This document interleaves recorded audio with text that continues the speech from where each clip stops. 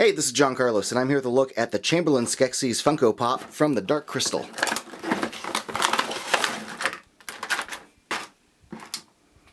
Man, this pop looks fantastic. I'm a big fan of the Skeksis design, and I think having the Skeksis in pop form is just great, and it translates really well, but still kind of honors the creepy, weird design of them. Here we can see a closer look at the head. We have the typical pop eyeball, but it's only partially painted to give the kind of squinty eye effect. But all the little wrinkles in the brow and face area, especially around the nose, cheek area, all look really, really good. And I think they did a great job with the beak and the little gray wash on the beak that kind of dirties it up. And it's kind of hard to see in this lighting, but there is sort of a gray, kind of crusty paint wash to the whole thing. You can see it right there in the bridge above the nose, especially underneath the eyeball area.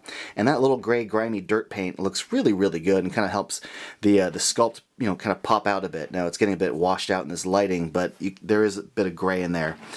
Really does kind of add to the grimy effect of the Chamberlain's head. And I think the kind of cowl area, this big ridge in the back looks great. You can see a little bit of that kind of dirty gray wash paint in there too. And the way the cape cloak kind of hangs down. Really great work, and there's a really good texturing to this. You can see that texture there. Looks just awesome. So you got gray paint and texture, multicolors, the black and the red, and sort of gray base. Really strong work. Same thing with the rest of the body from the front. The way, this sort of frock hangs down. The gold and silver and black and gold paint right there in the middle of the chest looks awesome. And very well detailed. It's not sloppy at all. Looks awesome. Yeah, and even just the hands, the creepy Skeksis hands. I like how thin the fingers are and how long they are. The kind of dirty little fabric kind of coming out of the wrist. Really, really strong work. And the sword looks good from the trial by stone scene. Like, this is, when they said they're gonna make a Chamberlain pop, this is what I wanted. I wanted him holding the sword from the trial scene. So this is great.